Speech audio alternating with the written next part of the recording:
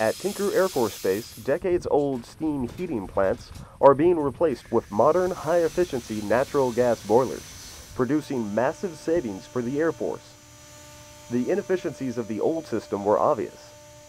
The steam tunnels, many of which were used as sidewalks, were, on a snowstorm, they'd be nice and dry and bare when there was a couple inches of snow around them because they were so hot from all the leaks and the bad insulation.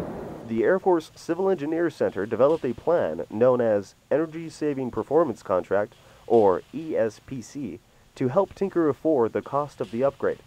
An ESPC really allows you to upgrade your infrastructure, get more reliability in, help the Air Force and Department of Defense meet their energy savings goals, all while relying on third-party investment dollars for those capital improvements and energy savings.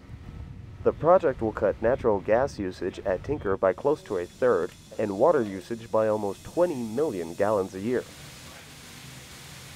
Tinker is also upgrading climate control equipment at an airplane stripping and painting facility and has implemented energy-saving habits at their other support facilities, all in an effort to further their mission. Yeah, we have a mandate to save energy, but really what you're doing is you're saving operational costs for the Air Force for the future.